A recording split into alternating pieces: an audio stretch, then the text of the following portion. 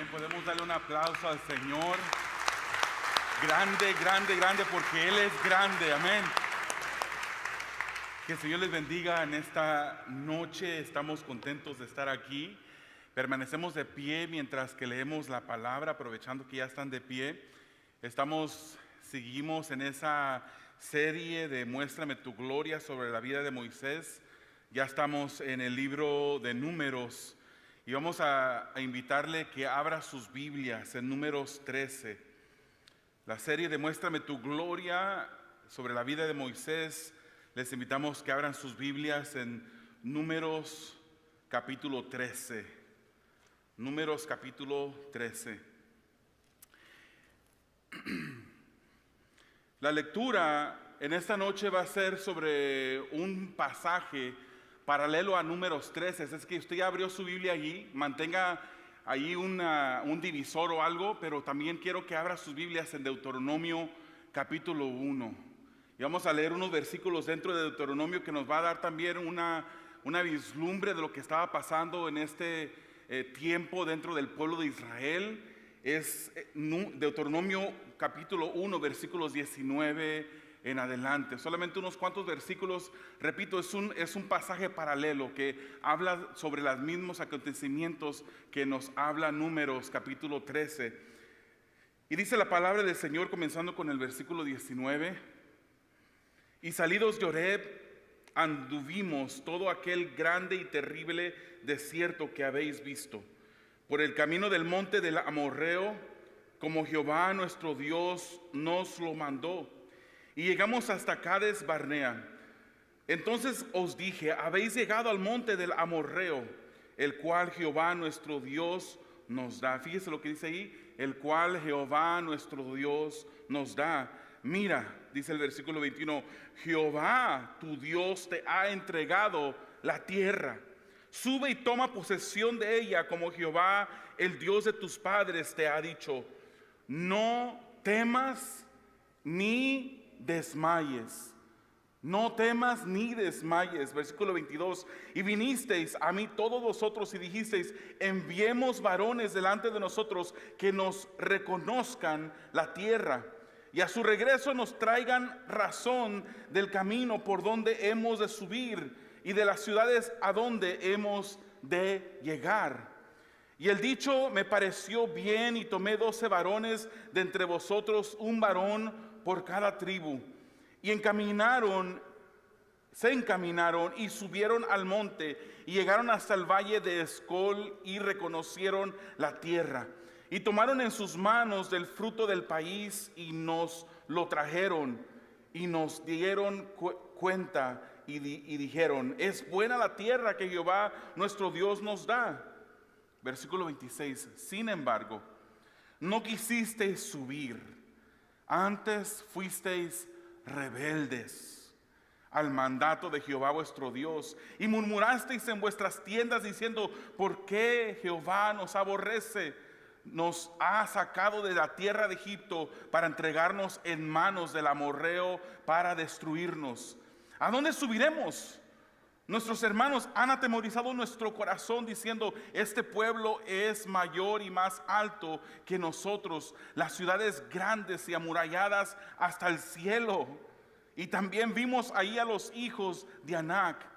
Entonces os dije: no temáis ni tengáis miedo de ellos. Jehová vuestro Dios, el cual va delante de vosotros, Él peleará por vosotros, conforme a todas las cosas que hizo por vosotros en Egipto delante de vuestros ojos.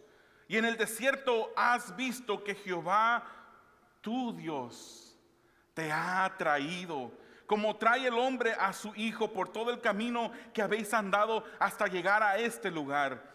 Y aún con esto no creísteis a Jehová vuestro Dios, quien iba delante de vosotros por el camino para reconoceros el lugar donde habíais de acampar, con fuego de noche para mostraros el camino por donde anduvisteis, y con nube de día. Amado Señor, ciertamente este pasaje nos recuerda de tu grandeza, Señor, así como el canto que acabamos de entonar. Señor, eres un Dios grande, un Dios de promesas, un Dios maravilloso, Señor.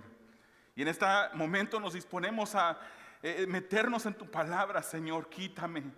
Yo solamente te estorbo, Señor. Sé tú el que hable, sé tú el que ponga los pensamientos y las palabras, Señor, que tocará el corazón del pueblo. Esas palabras, Señor, que llegarán directamente a la mente de cada persona para estimularnos a pensar, para movernos a la dirección que tú quieres que nos movamos, Señor. Hazlo tú, Señor, te lo pido en el nombre de Jesús. Amén. ¿Pueden tomar sus asientos, hermanos? En esta noche pues hemos leído este pasaje, repito, un pasaje paralelo a Números 13. Ahora sí le voy a pedir que voltee las hojas de su Biblia a Números 13. Y en esta noche quisiera compartir con ustedes un mensaje titulado Si Dios lo ha prometido, Él lo hará.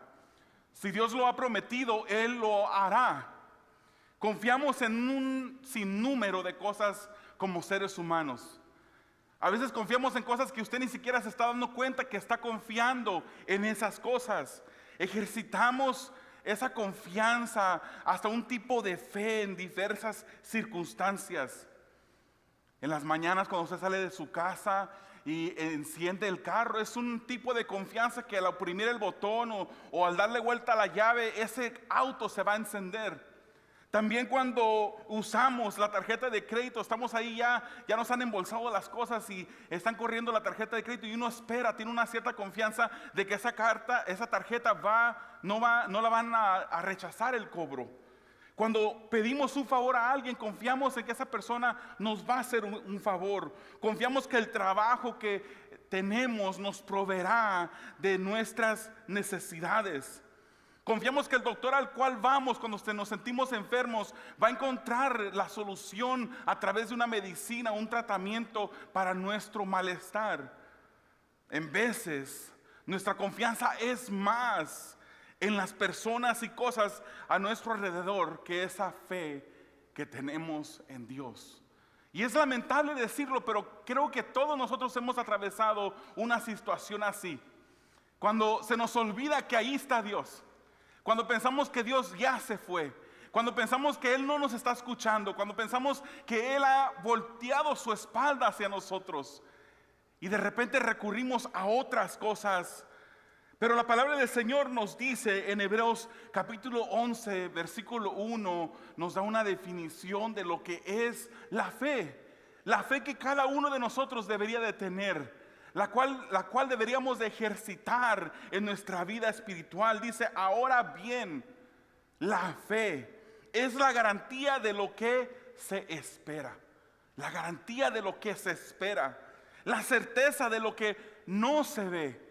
Usted tiene una confianza que aunque no esté viendo la situación, usted tiene una confianza de que ahí está. Una certeza de que aunque usted no lo puede ver con sus ojos físicos, está allí. Una garantía que usted espera algo. Eso es lo que es la fe. Es esa la fe que Beatriz, una madre, mostró cuando su hijo una noche le dice, ¿sabe qué, mamá? El Señor Jesús estuvo aquí hablando conmigo anoche en mi recámara. Su hijo estaba enfermo de esclerosis múltiple. Es una enfermedad que afecta el cerebro y la espina dorsal y afecta la vista, el movimiento, la sensación del cuerpo, el balance. Es una enfermedad muy grave. Y su hijo le dice, aquí estuvo Jesús en mi recámara hablando conmigo anoche. Y dice su mamá, pensando que a lo mejor había sido un sueño que había tenido su hijo, él le preguntó, ¿qué te dijo Jesús? Él le respondió, me dijo que muy pronto podré levantarme, podré caminar y podré jugar como cualquier otro niño. Beatriz no perdió su fe en Dios. No se enojó con Dios porque su hijo se encontraba postrado en una cama. No se enojó con Dios cuando días después su hijo falleció.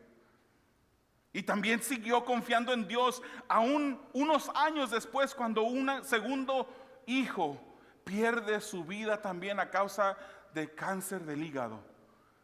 Esas son las personas que en esos momentos, cuando es fácil rendirse, es fácil no creer en las promesas de Dios, pero mantienen su fe. Esa es una fe que el Señor desea en cada uno de nosotros. El Señor está desarrollando en cada uno de nosotros a través de las diferentes circunstancias que estamos pasando, porque el Señor usa todo para nuestro bien, nos dice Romanos, todo para nuestro bien. Esa es la fe de Esteban, que a pesar de haber perdido su trabajo, no se desesperó y perdió el sueño pensando de dónde vendría el sustento para él y su familia. La fe lo mueve a uno, lo sostiene con su vista puesta en el Señor Jesús. Es esa la fe que mueve montañas, que despliega la confianza en un Dios que es eterno, que es santo, que todo lo puede, que todo lo sabe, que tiene una solución para toda situación. Dios es ese Dios. Si Él lo ha prometido, Él lo hará, hermanos. ¿Cuántas veces hemos dudado de esas promesas de Dios para nuestras vidas? En Números capítulo 13, versículos 1 al 20, vemos que el pueblo se prepara y explora las promesas de Dios. Explorando las promesas de Dios. Versículos 1 y 2 dicen: y Jehová habló a Moisés diciendo: envía tú hombres que reconozcan la tierra de Canaán, la cual yo doy a los hijos de Israel. De cada tribu de sus padres enviaréis un varón, cada uno príncipe entre ellos. Dios manda a Moisés aquí a enviar a espías que fueran a explorar la tierra de Canaán, esa tierra que Dios ya les había prometido. Esto debió de ser una respuesta a la petición del pueblo que el pueblo hace en Deuteronomio 1:22, porque ahí vemos que en Deuteronomio 1 es el pueblo el que dice a Moisés: deberíamos de enviar. Y parece que el Dios apoya esta decisión, porque aquí es Dios hablándole a Moisés, diciéndole que lo haga, que envíe a estas personas. Hermanos, esta era la tierra prometida. Y al ser prometida, quiere decir que había una promesa involucrada ahí, envuelta dentro de esa tierra. Era una promesa de Dios, una promesa que Dios les había hecho a este pueblo, a esta descendencia de Abraham, esta descendencia de Isaac, esta descendencia de Josué, de Jacob, perdón. Esa es la promesa que hizo a esta descendencia. En Éxodo 6, 4 y 8 dicen: también establecí mi pacto con ellos de darles la tierra de Canaán, la tierra en que fueron forasteros y en la cual habitaron. Y el versículo 8 nos dice: y os meteré en la tierra por la cual alcé mi mano, jurando que la daría a Abraham, a Isaac y a Jacob, y os la daré por heredad. Yo, Jehová. Cuando Dios habla y dice yo, Jehová, nos recuerda que Él es el que está haciendo la promesa. Cuando Él dice yo, Jehová, Él nos recuerda que es alguna garantía la que nos está haciendo, que Él respalda esa promesa, que Él se va a asegurar que esa promesa se cumpla, aún a pesar de las circunstancias, aún a pesar de las dificultades del desierto, aún a pesar de las necesidades que pasaron en el desierto. Dios había jurado, había prometido que esa tierra se las daría a ellos. Y dice yo, Jehová. Ese es Dios. Debían salir a explorar. Cada tribu sería representada. Nos dice este libro de Números 13. Se excluye allí en esa lista que usted mira al comienzo del capítulo a dos hijos de Jacob. Se excluyen a José. Se excluye a Leví. Y la razón por esto es porque Leví, dice la palabra del Señor, que su heredad sería Jehová.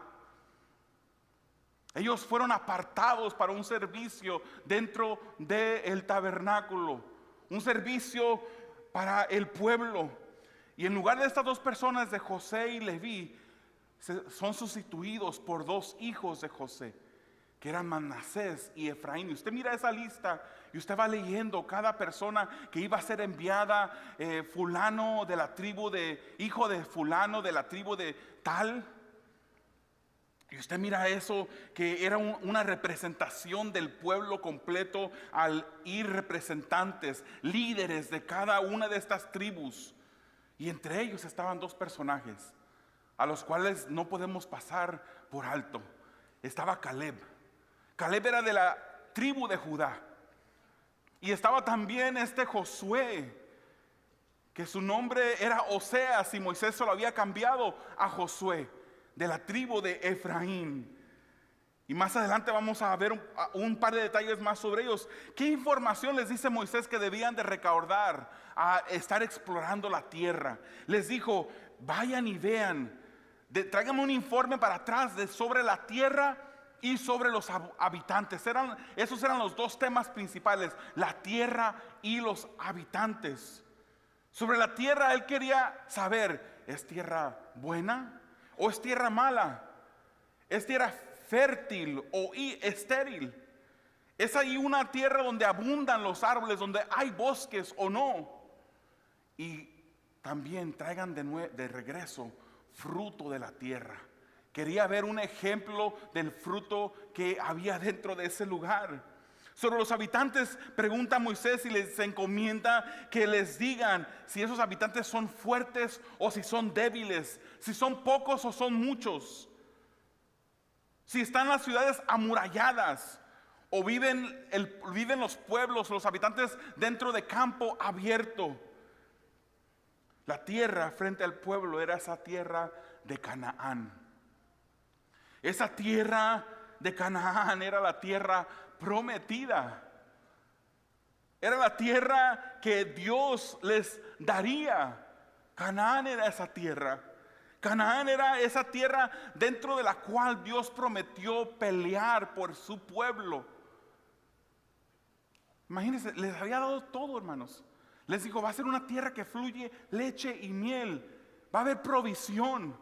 Esa tierra ya te la di a ti, pueblo.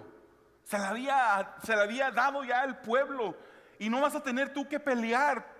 Yo pelearé por ti. Y vemos la primera ciudad en la cual se enfrenta Jericó.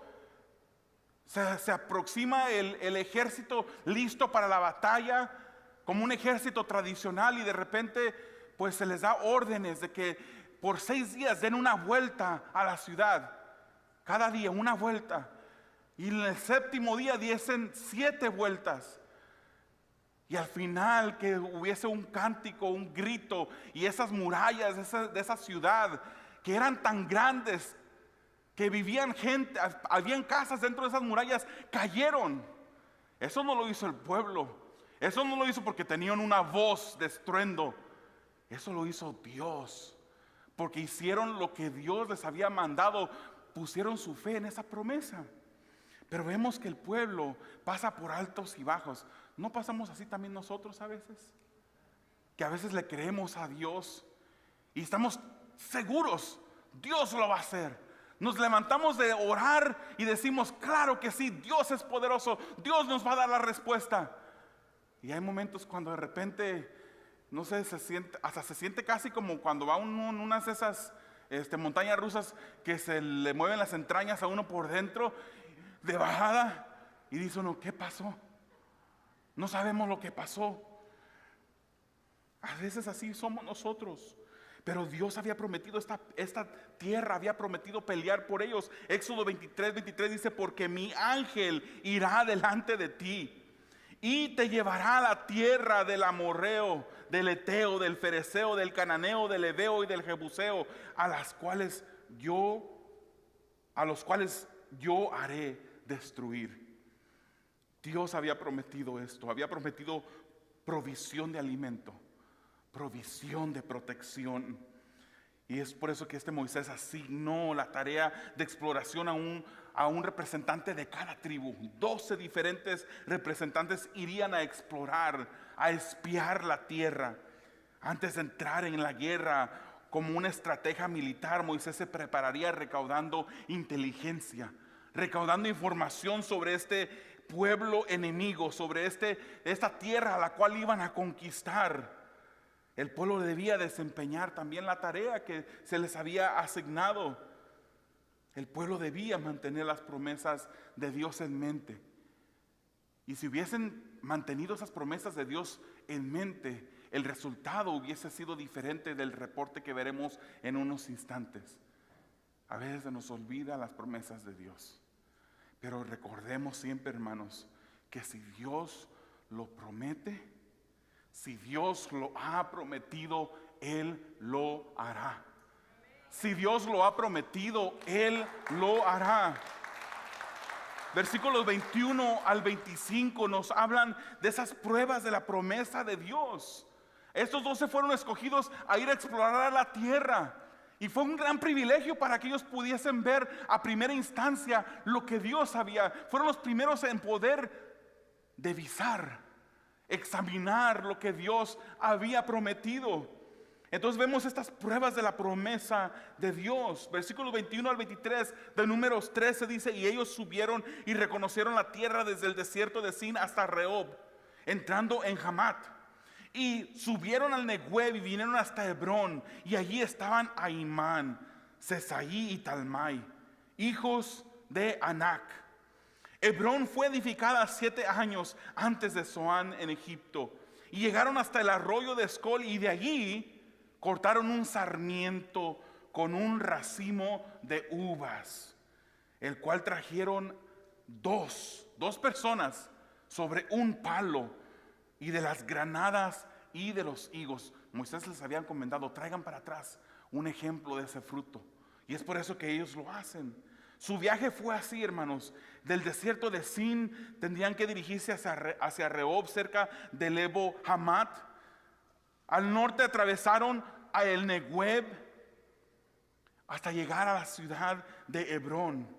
Esta exploración nos da un repaso del pueblo, que nos dice y nos explica, y podemos saber que ellos exploraron la tierra desde el sur hasta el norte. Sin estaba al sur y Rehob estaba al extremo norte de Canaán.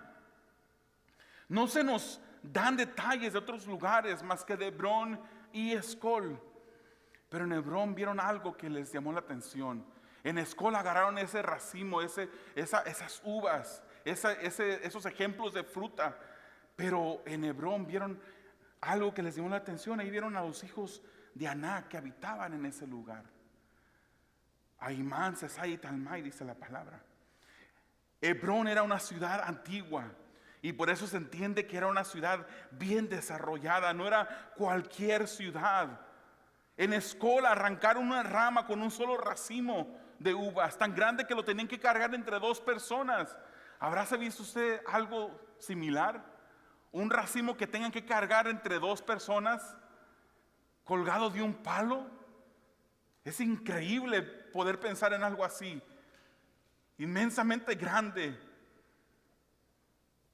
También tomaron muestras de higos y granadas, y su viaje a través del recorrido duró 40 días. Los espías exploradores pudieron confirmar que la tierra es como Dios la había descrito. Les había dicho: será una tierra que fluye leche y miel, y en verdad fluía leche y miel. Yo cuando estaba pequeño, crecí dentro de un hogar cristiano. Yo siempre escuchaba eso: una tierra que fluye leche y miel. Yo me la imaginaba como que de la tierra salía la leche, y la gente andaba ahí con vasitos recogiendo la leche y la miel de igual manera. Pero eso es un lenguaje figurativo que habla de plenitud, de una tierra que es fértil, que da. Imagínense un racimo de uvas que tenían que cargarse entre 2 personas. Ellos pudieron confirmar: en verdad Dios no nos mintió. En verdad las palabras del Señor son certeras, porque esta tierra en verdad fluye leche y miel. Esto, hermanos, debió de afirmar la confianza de ellos en Dios. Debió de afirmarla, porque si Dios lo ha prometido, Él lo hará. Si Dios ha dicho que algo es negro, es negro. Aunque usted nunca lo haya mirado, usted cree que es negro. Usted sabe que Dios tiene la razón en todo. Los últimos versículos del 26 al 33 se enfrenta al pueblo a sobre una decisión: creerle o no creerle a Dios. Creerle o no creerle a Dios. Versículos 26 a 28, lean conmigo. Y anduvieron y vinieron a Moisés y a Aarón y a toda la congregación de los hijos de Israel en el desierto de Parán, en Cades, y dieron la información a ellos y a toda la congregación y le mostraron el fruto de la tierra. Y les contaron diciendo: nosotros llegamos a la tierra a la cual nos enviaste, la que ciertamente fluye leche y miel, y ese es el fruto de ella. Mas el pueblo que habita aquella tierra. Iba todo bien, el reporte iba bien, pero en ese momento dice: mas el pueblo que habita aquella tierra es fuerte, y las ciudades muy grandes y fortificadas. Y también vimos allí a los hijos de Anac. Los espías dieron su reporte a Moisés, a Aarón, a toda la congregación del pueblo de Israel, a toda la comunidad. Todos escucharon la información, el informe de primera mano. No tuvieron que esperar que alguien les dijera qué fue lo que encontraron los espías, sino que ellos tuvieron la oportunidad de escucharlos directamente.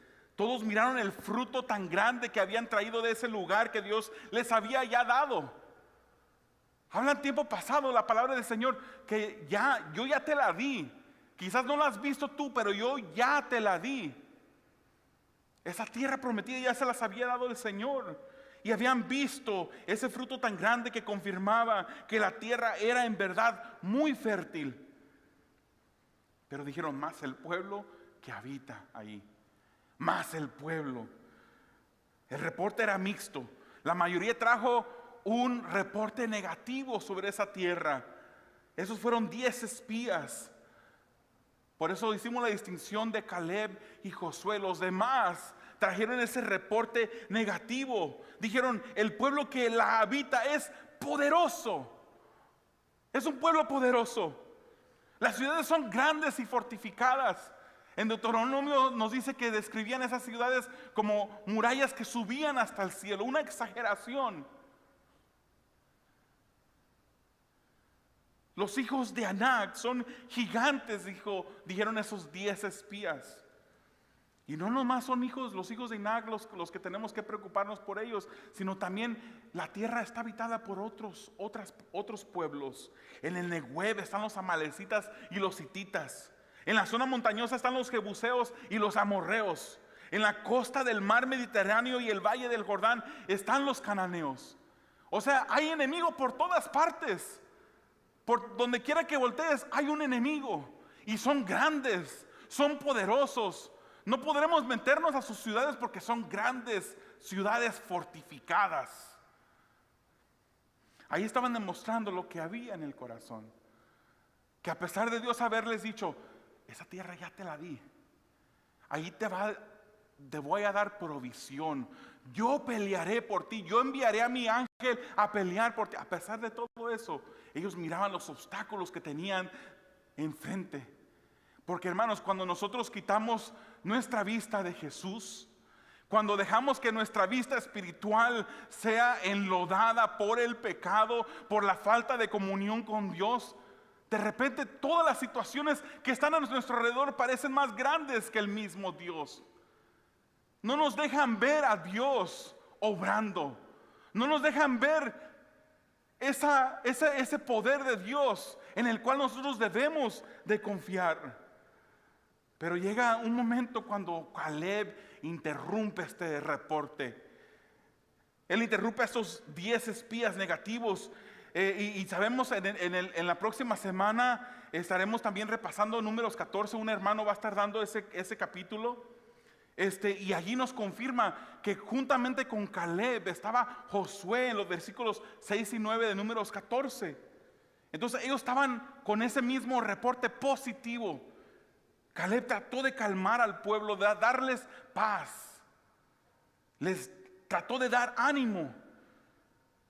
Y dijo: vamos, estoy parafraseando, vamos enseguida a tomar la tierra. ¿Para qué estamos esperando? Podemos tomarla ya. De seguro podremos conquistarla. Eso fue lo que dijo Caleb. Ese fue el reporte que es muy diferente, contrasta completamente con los 10 espías. pero persistió la negatividad. Dijeron los otros días, no podremos ir en contra de ellos, son más fuertes que nosotros. Comenzaron a divulgar esa negatividad, ese mal informe entre el pueblo. Les empezaron a decir, si vamos allí, la tierra misma nos devorará. Es una tierra que devora. Todos los habitantes son enormes. Somos como saltamontes ante los hijos gigantes de Anac. Así se miraban ellos, como los miraba el enemigo. Se estaban mirando ellos. Los espías dan un reporte mixto sobre la tierra que Dios ya les había entregado. Hermanos, la fe es algo que el Señor está trabajando en nosotros. No nos referimos a una fe salvadora, ¿verdad? En un momento, en un punto de nuestras vidas, el Señor nos justificó, nos dio salvación, nos declaró justos. Estamos hablando de que en nuestro caminar a veces hay negatividad también. A veces miramos esos problemas, esas situaciones y decimos, ¿y ahora? ¿Cómo podremos solucionar esto? Y lo último que pensamos es en doblar nuestras rodillas. Lo último que pensamos es en levantar nuestros ojos al cielo. Lo último que pensamos es en clamar al Señor, sino que estamos mirando eso, que lo tenemos aquí en la cara, nos obstruye la vista, nos opaca la vista. Dios ya les había entregado la tierra, pero estos 10 llegaron con este informe negativo. Vemos en Deuteronomio 1:21, mira, Jehová tu Dios te ha entregado la tierra. O sea, ya te la entregó, ya es tuya, ya puedes contar con esa posesión. Sube y toma posesión de ella, como Jehová, el Dios de tus padres, te ha dicho, no temas ni desmayes.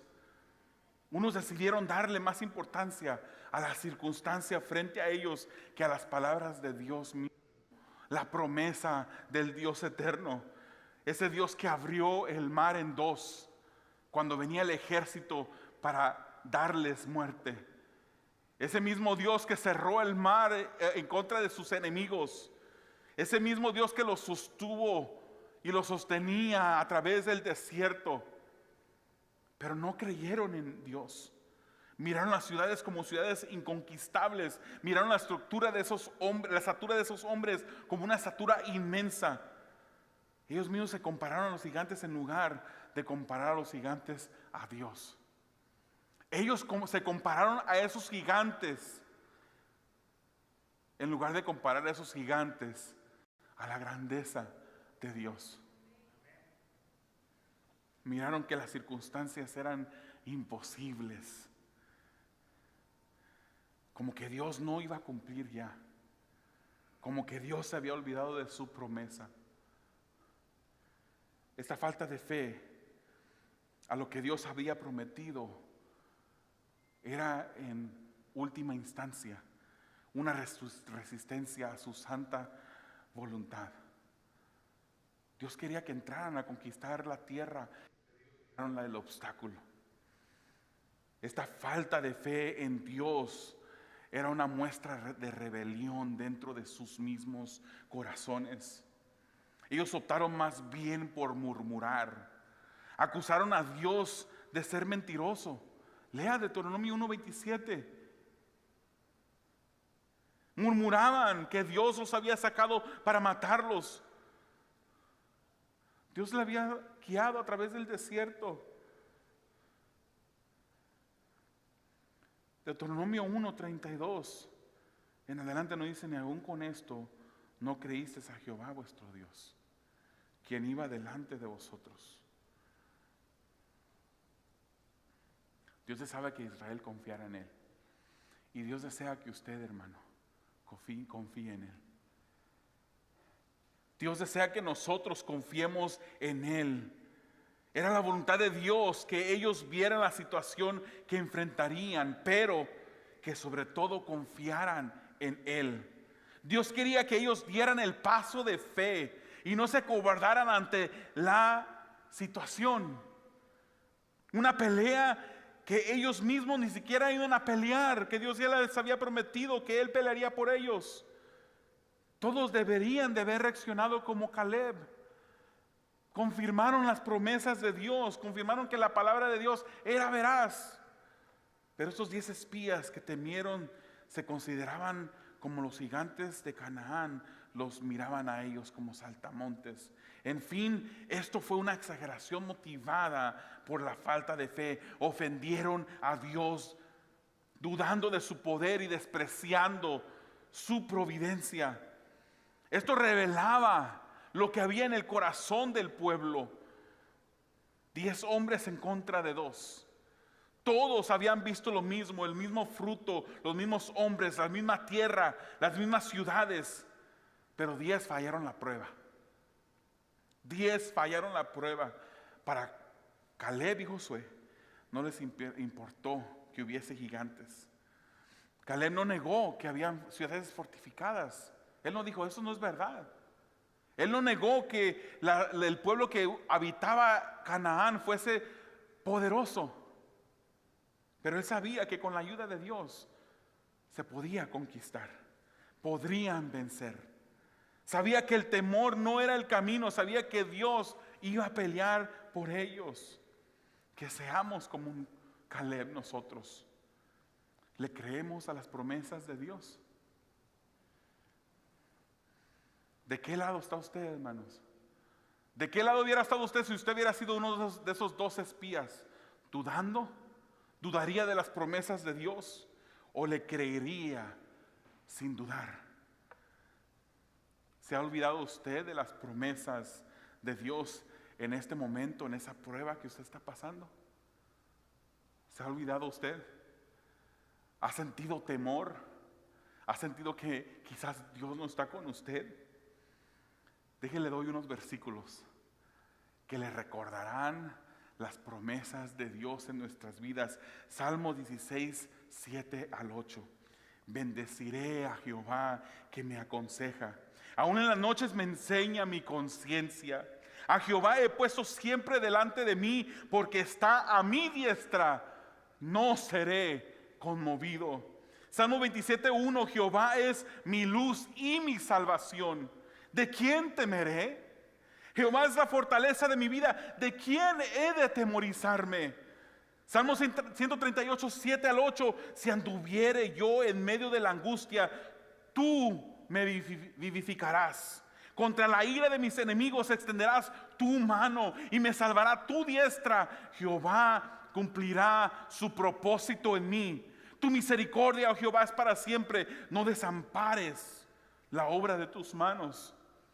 Isaías 41, 10. No temas porque yo estoy contigo. No desmayes porque yo soy tu Dios que te esfuerzo. Siempre te ayudaré. Siempre te sustentaré con la diestra de mi justicia. Salmo 121. Alzaré mis ojos a los montes. ¿De dónde vendrá mi socorro? Mi socorro viene de Jehová, que hizo los cielos y la tierra. No dará tu piel de resbaladero, ni se dormirá el que te guarda. He aquí, no se adormecerá, ni dormirá el que guarda a Israel. Jehová es tu guardador. Jehová es tu sombra, tu mano derecha. El sol no te fatigará de día, ni la luna de noche. Jehová te guardará de todo mal. Él guardará tu alma. Jehová guardará tu salida y tu entrada desde ahora y para siempre.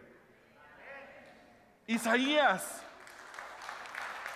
54, 17. Ninguna arma forjada contra ti prosperará, y condenarás toda lengua que se levante contra ti en juicio.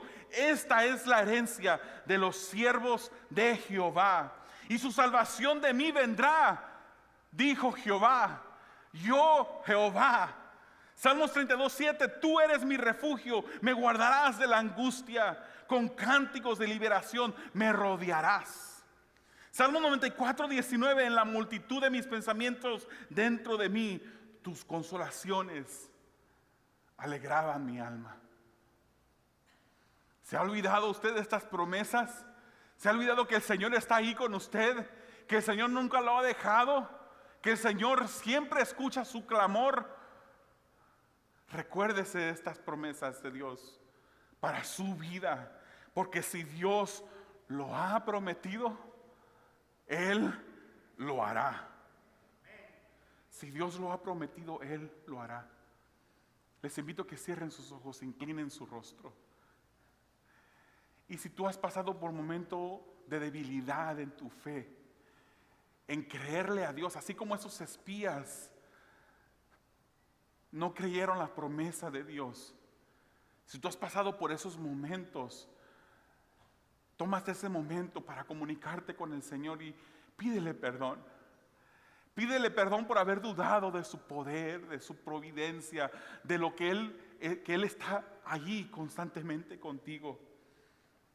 Pídele que te dé más fe, que te ayude a confiar más y más cada día en sus benditas promesas.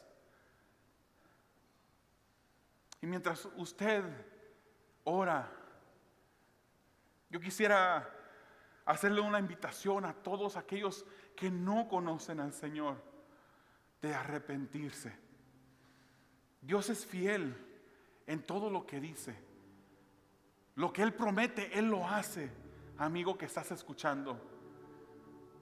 Él se ha comunicado con nosotros a través de su palabra, de la Biblia, y nos ha dicho que todos, absolutamente todos somos pecadores. Romanos 3:23 dice, pues todos hemos pecado, nadie puede alcanzar la meta gloriosa establecida por Dios. La mala noticia que tengo para ti, amigo, antes de darte una buena noticia, tienes que entender la mala noticia, y esto es que nadie por sí solo puede ganarse el cielo, por muy bueno que tú creas que eres.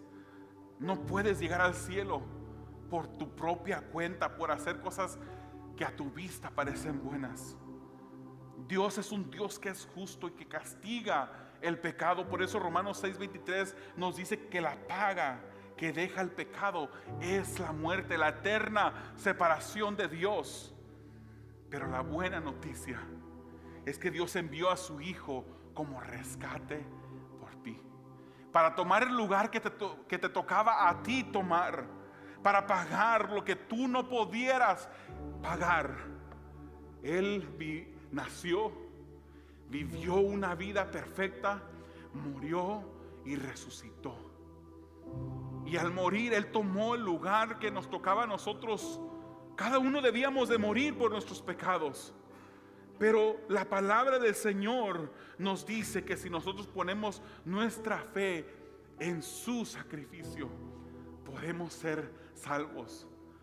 Porque Juan 3:16 nos dice, porque de tal manera amó Dios al mundo, de tal manera te amó a ti, de tal manera me amó a mí, que Él entregó a su Hijo, su único Hijo unigénito, para que si tú crees en Él, no te pierdas, mas tengas una vida eterna. Amado Señor, te damos a ti gracias, porque eres bueno, Señor, y eres maravilloso. Eres digno de toda honra y toda gloria, Señor. En ti confiamos, no en nuestras fuerzas, no en nuestras posibilidades, sino en tus promesas. Las promesas que tú nos has entregado, Señor, a cada uno de nosotros para seguir adelante. Esas promesas que tú nos has dado, que nos dicen que tú estarás con nosotros, que ninguna arma forjada en nuestra contra prevalecerá, sino que tú pelearás por nosotros, tú caminarás con nosotros, tú estarás a nuestro lado. En ti confiamos, Señor. Ayúdanos a que nuestra fe, nuestra confianza en tus promesas cada día sean fortalecidas más, sean profundizadas más en la roca que eres tú. Señor, y si hay un amigo que nos escucha, que no ha entregado su vida a ti, pedimos que tú seas el que toque su corazón, el que cambie su vida, el que lo renueve, el que lo cambie por completo. Confiamos en que tú lo puedes hacer, Señor. Te lo pedimos en el nombre de Jesús.